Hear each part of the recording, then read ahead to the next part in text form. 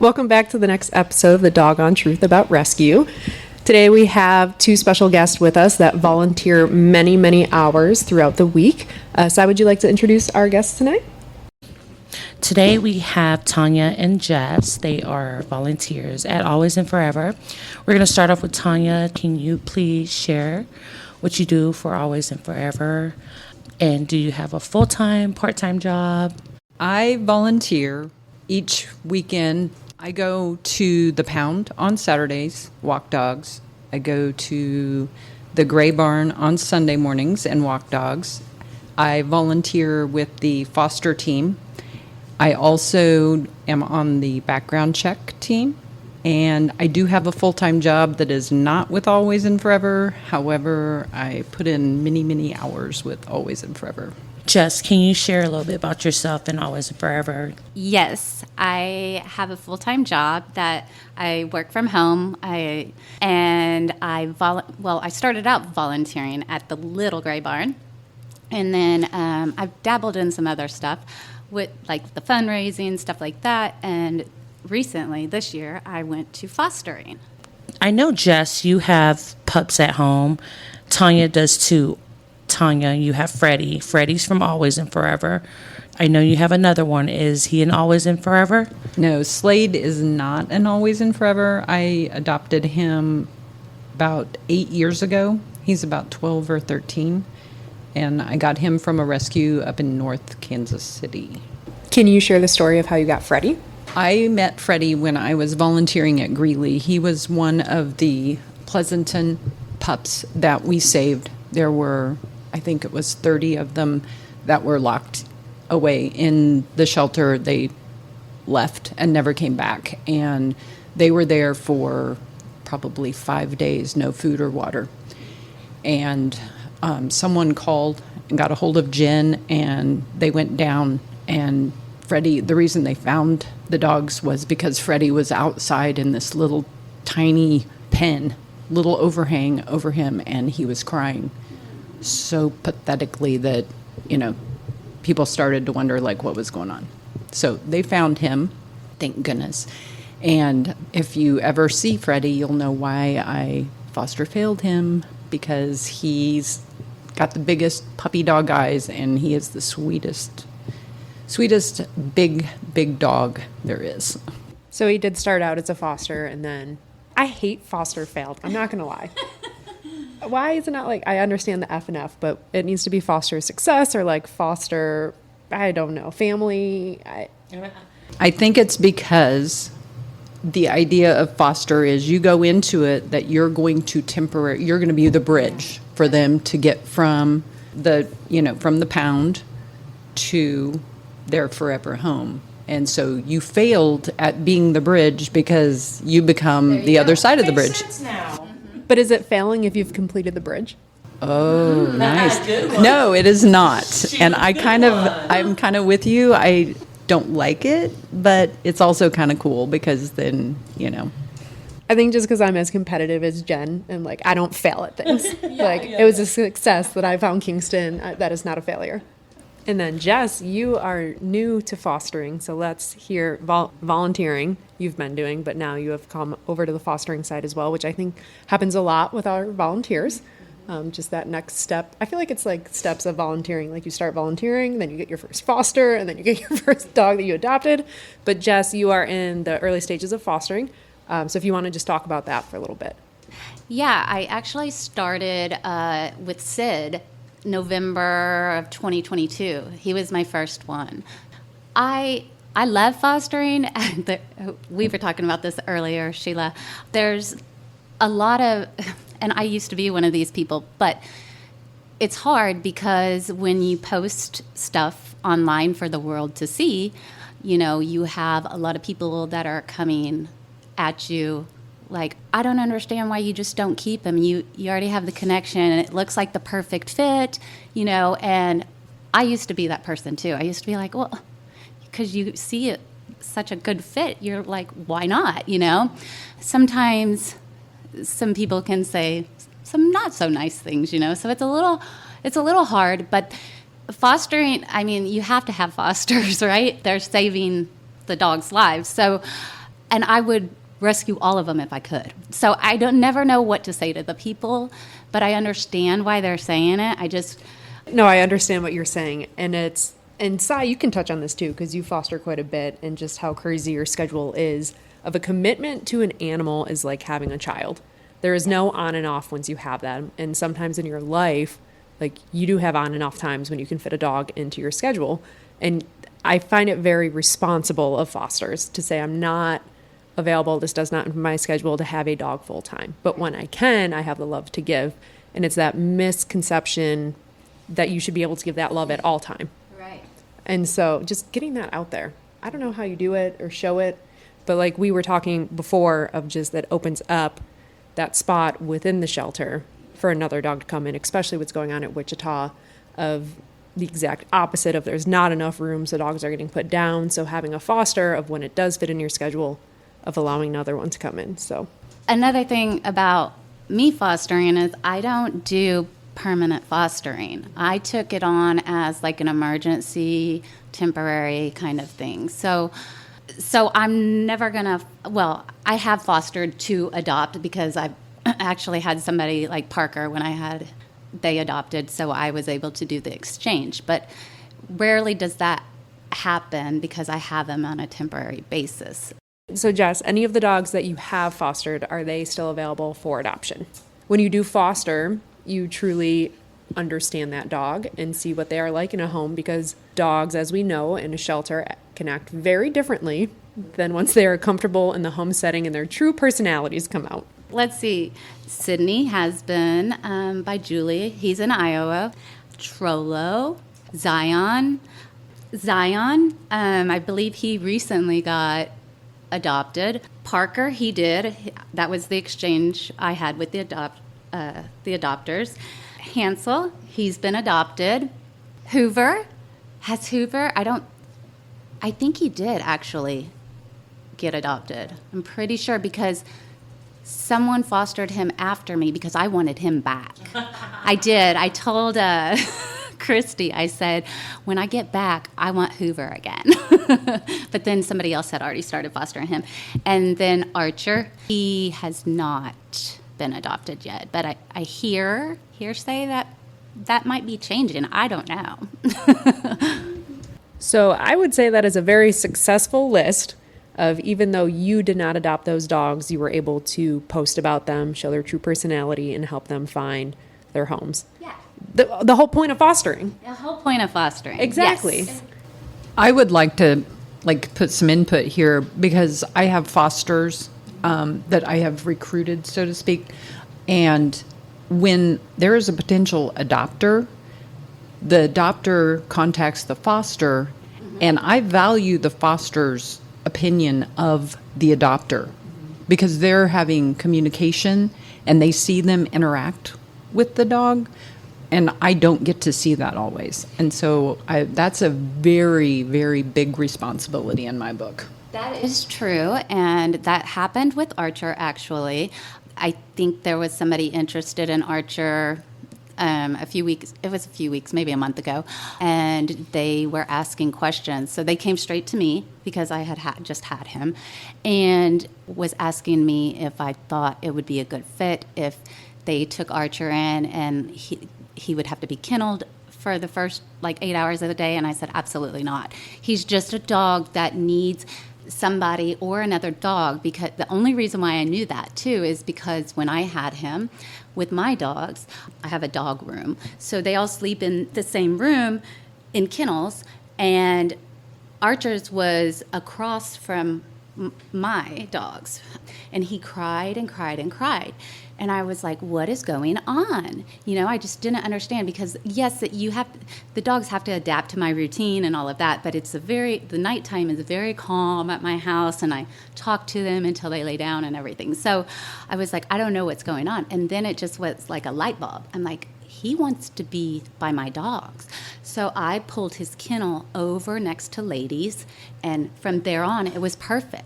You are very good at posting the stories about these dogs. It's probably why they get adopted, because you share how they are in homes, how they react to other dogs. You do an amazing job at posting. Thank you. I love your nightly routine because they listen to you so well. That's what makes dogs listen so well as a routine, I think, you know? I mean, they know what to expect. I love that this episode has somehow turned into a fostering episode, but we're going to get back to the volunteering. It's part of it all. The dogs that you have fostered, were they ones that you interacted daily with when you are volunteering? Like when I got Kingston, I had actually never met Kingston. I just asked Jen and Beth, I think I'm open to finally fostering after Bailey had passed. Do you have any recommendations? Both said Kingston at the same time. So I just took a shot in the dark. Thank God I listened to them. And went and picked up Kingston and then just never took him back. But with how much you guys volunteer, how do you select which dogs you take home and foster? Honestly, they pick you. Freddie, there was no doubt that he was going home with me. And I knew that probably the first week, and I fought it for probably a month. And then so yeah, they truly do pick you. There are some dogs that I absolutely love, and they love someone else more. And it's okay. For me, I think it's really important if you are a foster to build a rapport with your foster coordinator. I did that with mine, Christy. She is amazing. Seriously, within probably the first week after just like discussing, you know, she knows what dogs that will match with me and my dogs, because I have one dog that is very selective. So I kind of had to like explain, you know, where I was coming from. And so she has not messed it up one time. In fact, I told Christy I do not want to foster puppies. And what did she do? Sent me a puppy. Who was that? Was it Trollo? It was Zion. Zion. I Zion. He was from the pound. And Zion was, I think, probably related like to Spider. My main thing was, first of all, I've never had a puppy. And I told Christy, I'm like, I don't know how to potty train. Even if I did, I don't want to. I'm trying to remodel my house, right? So as I'm trying to get brand new stuff, I don't want it peed on. Ended up being fine, right? Like, she just knew it, and it was okay that she broke that rule with me, and she knew it, you know? So it's just building a rapport, getting to know the people you're working with. And, I mean, I couldn't have gotten a better coordinator, I don't think. I mean, maybe you. No, Christy is amazing, and I will tell you, if she puts a dog with someone that maybe they're hesitant, she always makes it clear it's only for a few days until I find somebody else, and she always does. How many foster coordinators do we have right now? Christy, and I think Megan is helping, and then I'm like part-time helping. Okay. I'm going to circle back. How did you guys find Always and Forever? We forgot to start with that question. About 2 years ago, 2.5 actually, I was cruising through Facebook. It was not the best of times because that's about the time when we were going through COVID. My son was getting ready to fly the nest and go to college. I love dogs. And I happened upon a post about Grandpa. I started following, and I was like, where is this place? So I did a little research, and I'm like, oh my gosh, this is like in my backyard. This is in Spring Hill. So then I started Facebook stalking Jen. I'm not even ashamed. Yes. I was just in awe of, what she was doing, because I had always dreamed of doing something like that. I Facebook stalked for a long time. I did not get involved because, knowing myself, I was like, I will have 37 dogs, and City of Olathe kind of frowns on that. So I would donate or, whatever. Well, then the hockey tournament came up, and I'm like, oh, I'll volunteer at that. No dogs, easy peasy. I walk in, I'm helping set up, for the tournament. And in walks Grandpa, and whoever brought him, I don't even remember her name. She handed him to me and said, here, can you hold on to him for a minute? He's the team captain for this team that's warming up. The Fossils. Yes, the Fossils. And I believe they won that. We were on the losing team. Sorry. The fossils were like older people. The fossils. And Grandpa was their. Get it? Yeah. Yes. And yes. So after that, it was probably a week or two. They put out a plea on Facebook. We need dog walkers at Greeley. I had no idea where Greeley was, but I said, you know what? I'll go. Surely. I'll go one day. Walk dogs. It's an hour drive one way. And it was out in the middle of nowhere, and I thought I was lost. And then I met Libro and Novell and Benny that we still have. Anyhow, and so it became an every weekend thing. Every Saturday and Sunday I would go down and walk dogs. Jess? You want to hear a crazy story? Is I didn't used to be a dog person. What? Yeah. I'm not joking. Were you a cat person? Yeah. Do you have cats now? No. Well, here's the thing is... Sorry, Beth. Poor Beth. No. I've always loved all animals, but I don't know how to explain this. My mom always had cats, so I always had cats growing up. And then my stepdad had a farm dog, so he was our dog. But it was an outside dog because he had the barn, right? So then... like all my friends had dogs. I didn't have one that was like a pet per se, I always thought it was so weird that like people let them sleep with you, stuff like that. And then I became that person. No, I'm more obnoxious than anybody. And I, just because I've always made fun of people, right? It comes back and bites you.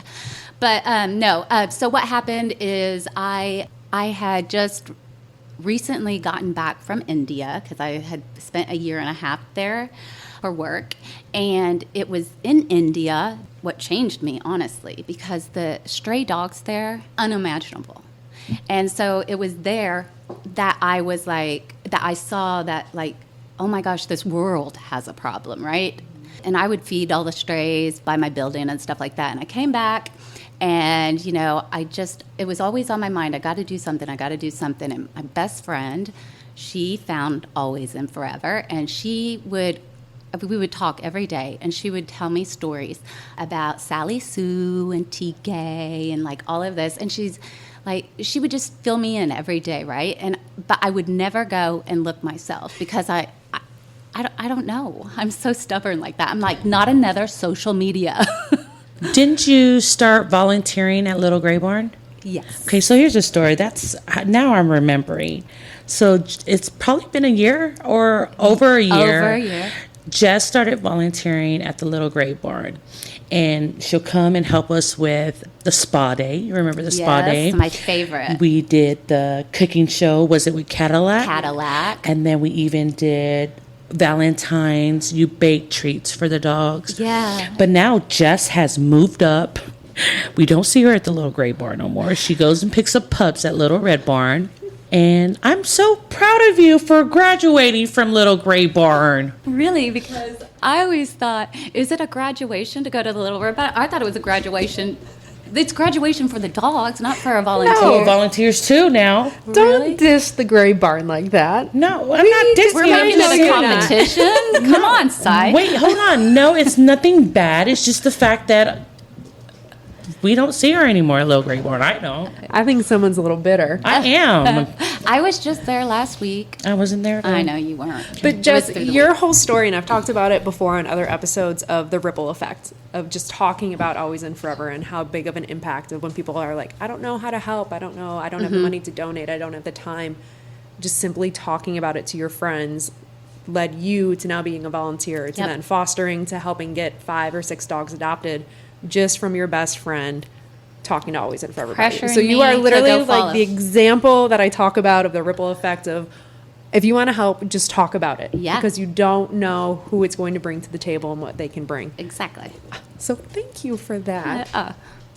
Well, and something else about volunteering, and I think that's why they asked me to help with background checks and the fostering team. I'm around the dogs.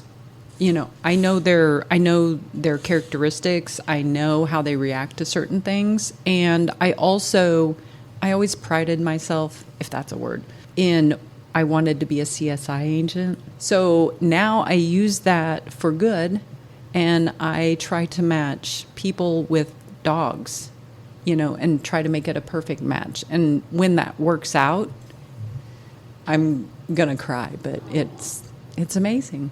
CSI, stalker, it's all coming together. I know. Okay, honestly, I'm not going to give you a hard time for stalking Jen's Facebook because it is very entertaining, and she literally has her own reality TV show on there, which as much as she goes live and is just unauthentically herself. And yeah, people want to watch that. Sai, you bring up a good point about your relationship with Tanya and how you guys have met. Question for both of you. Can you describe the bond or connection that has formed between not only the animals that you've come across, but also other volunteers? Gosh, Elizabeth and I, we started at Greeley about the same exact time, and we have become we're Thelma and Louise. We go and do all of the A&F stuff together. We go to concerts. We go to, we've developed a friendship there. Sai, I have become friends with her and her little peanut, and My little big peanut. yes, little big peanut, and I went to her senior night volleyball game. She wanted me to go, and so the friendships. Although I have a lot of friends, the people that I have made friendships with here, it's a different level because we have the same goal and we're working for the good. I've always said, when you find your passion, you find your people, because you could all be coworkers and work at the same place, but just because you're working there doesn't mean it's your passion. Right. So you have like your work friends, and then your like friends that you've always grown up with, but necessarily have the history, but not the same passions in life anymore. So yes, it is a completely different level, especially as adults. And it's hard to make friends as adults, to find a passion, and then it's instant friendships. So Jess? It's crazy because I know, because I never was a dog person back in the day, and now I'm such a fanatic. My friends get so sick and tired of listening to me talk about my dogs, and I'm really into dog nutrition and stuff like that. So I'm like blah blah blah blah blah, and they're just like, shut up. So this is actually a good escape for me because, and everybody is so welcoming. I mean, literally so welcoming. I just have never seen any community like it, I guess. It's like you're all together, you're all going for the same thing, and there's nothing but love, literally. Mm-hmm. I mean, I just have never been a part of something where I felt so accepted, to be honest. And it's not like you're accepted where you are right then. Exactly. And they look at you and they say, you have a purpose here, and we want to use your gifts to further, our mission. Yeah. Yes. And so another good thing about A&F that I love is the fact that they let you choose, right? I was scared of that at first. I was like, how do I choose? I don't even know what all the ins and outs, You only have to do one thing to start seeing everything else that happens behind the scenes. And that's how I was like, oh, okay. But I tried to do some fundraising stuff. That's not my cup of tea, But they allowed me the opportunity, and they were so nice to me when I sucked at it. For real. Sai, you started as a volunteer. I did? Yes, you did. Okay. When we were painting fences back in 2018. Oh, I sure did volunteer. Yes, we volunteered since the beginning. Painting floors. I don't think they're painted anymore. The fences. Let me finish my question. Oh, my bad. How has it changed your life? Tremendously. Yeah, talk about it. No, I'm like... Because I've seen it change your life. I've seen it change my life of just volunteering. Because I was never an animal person. I was never a dog person. But then when you start hearing stories of, like, Wichita, they're just constantly putting dogs down every day. What? When I started off, it was McCoy. Grandpa was the original. Tobin's still there. I feel like when I go there, because I only work weekends, when I go there every weekend, just to see them and their excitement to see me. I mean, they might just be excited just that someone's there to take them out, but I don't care. I'm excited to see these dogs, and when I go maybe a couple of weeks without seeing them, I miss them, so it has changed my life. With my crazy schedule, I can't, adopt a dog, but I will take a dog for a sleepover, and then I get Kingston share custody. You share custody with Sheila? I sure do. My schedule is beyond crazy with work and relationships and traveling and my family, me not being from Kansas City. So like Cy will have Kingston. And so, yes, he has his own setup at Cy's house. He has his own cage, his own everything. It is his second home. And I'm very grateful for that beyond belief. And the love that he gets while he's there, I feel. It's Lexi. He loves his Lexi. Lexi is special to a lot of dogs. She's just got, and I think it's just an inherited little gene she has in her where they all love her. So for our listeners that don't really follow us on Facebook or social media, Grandpa has passed recently. Rest in peace, Papa. Grandpa was one of Lexi's favorites. Lexi took it really hard. She had a game. Papa passed away Thursday? Mm-hmm. Okay, she had a game. No, Wednesday night. I told her after practice Wednesday, she just started getting teary-eyed. This girl doesn't get emotional, but she started getting teary-eyed. The next day, she sent me a text. She dedicates her games to somebody, or she always writes a scripture on her wrist. She dedicated her game to Grandpa that night. She plays volleyball, and she wrote Grandpa's name on her wrist in a little scripture, and they won. Aww, she loves these Grandpa dogs. Won. This episode, I think, could keep going on and on of just how much it's affected our lives and people that it's brought in, or the lessons that you're now teaching your daughter and instilling in her. Like, you didn't become a dog person until your 30s. I'm going to be nice. Into your 30s.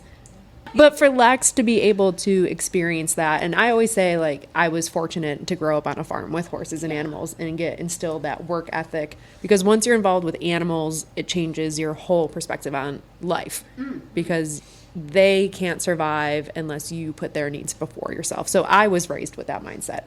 And so for Lex to get that and have that work instilled with her of waking up early on weekends to go walk dogs. No 16 or 17-year-old wants to be waking up at 6 a.m. to go walk dogs, but she does it, and that is going to follow her for the rest of her life. So yes, we could go on all, like us doing this podcast, and we talked about it before. I didn't know how to do a podcast, but the people that we bring in and interview and listen to your stories, like how much we interact, and I never knew. I didn't know you lived in India for a year, or like how you got into it or anything like that, and just learning so much about the people at Always and Forever. I'm so thankful for. So we're going to start wrapping up. I have two. I'm going to narrow it down to one. What advice would you give to someone considering volunteering at a dog shelter for the first time? I would say, first of all, go into it with an open mind.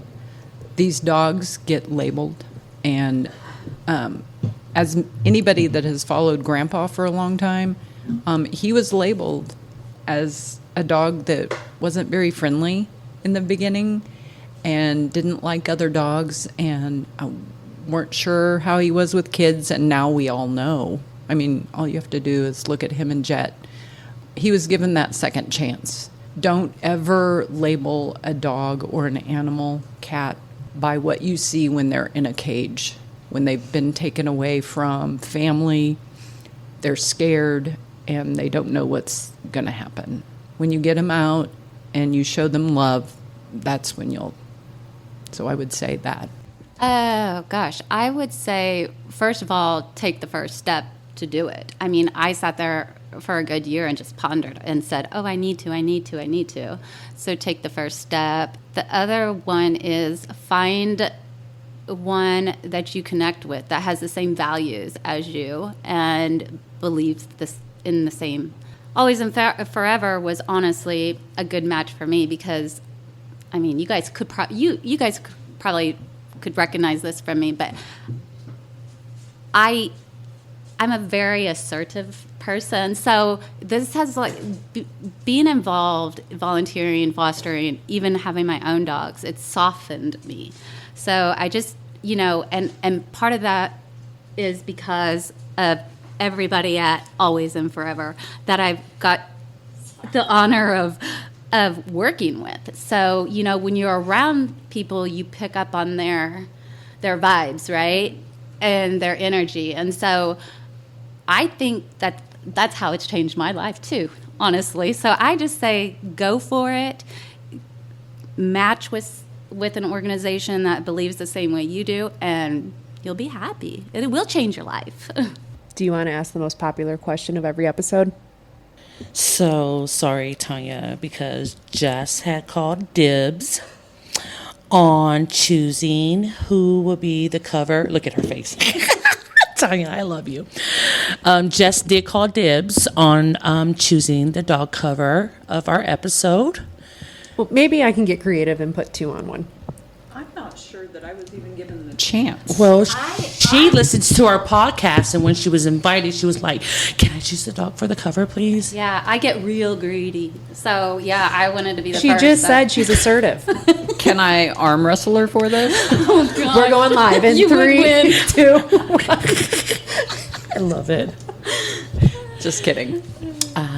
So, Jess, look at her bringing out her phone. I wanted to be able to give all the details. No, I love it. Let's go. Okay. Sorry. Jess, who is your pick for the cover of our podcast today? Okay, this was hard because even though I did ask to pick, I was like, who do I pick? And I finally just was like, Freckles. Freckle gave me, the second I met Freckles, stood up and gave me the biggest hug. And I was like, I love you. Now, Freckles doesn't like my other buddy, Toby, and I don't understand. They're still neighbors. I know. I was like, "Ooh, you guys don't get along." But yeah, Freckles. And let me give you the information about Freckles. A&F got him in September 13th. He is a male pit bull terrier mix, 42 pounds. He's 2.5 years old. He's not a cat person, cat dog. He needs to be a single dog home. And that's another reason why I picked, because I always want to go for the ones that have the hardest time getting adopted. And he, I don't know, there's something special about Freckles. I don't know what else to say besides there's got to be somebody out there. He's full of energy. He just wants to play. He's the most lovable. I don't know. I don't even know what it is about him. I don't think Tanya knows anything about Freckles because every time she comes in, I call dibs on Freckles. I don't want you to cry, okay? I'm sorry, Tanya. I love Bucky. You do love your Bucky. I do love Bucky. And that little underbite, and he looks at me, and we became friends. And that was the challenge because he was very shy and timid and wouldn't come to people. And so I worked really hard for Bucky's affection. And you know what? I have a story on Bucky, actually. It's a good story. It was the same week that Bucky got into the Gray Barn. I was there, and he was petrified, just petrified of everything, everybody. And I just took him out to the yard because he would barely move, like with you. He was just so scared. So I took him out to the yard, and somebody had done the little rope thingy on that stick. And I was like, let's see if he'll do this. Oh, my God. That's when I saw the light in his eyes. And I was like, okay. And since then, I've watched him, and he has just gotten, the transformation in him, I can't even describe from that first time I met him. Tanya, do you remember if we have those? Yeah, what fishing are they thingy? called? You know what it's called? Do we have that at the Little Gray Barn? yes. We used to, but it wasn't there last week. Pluto played with it all the time. Nope, I think Pluto tore But I it think, up. I think Oh, Pluto well, maybe. we need to ask for somebody to donate a few more because those are awesome. It's like It's a horse lunge whip with a toy on the okay. end. There, yes. Thank you. You're welcome. Sorry, said fishing pole. Same thing. It does look like a fishing pole. Well, I'll see if I can put both Freckles and Bucky on the cover. Oh, aren't you sweet? Yeah. I'll see what I can do with my creative, artistic ability. I want to thank you both for coming out today and sharing your stories, because these are stories that people can relate to, and volunteers are truly the unsung heroes of any shelter, because without volunteers, it's not possible, without a doubt. So thank you for all of the time that you put in, especially coming out here and talking with us about the topics and sharing. And Sai, you want to close this out? As always, it's never too late for a happily ever after.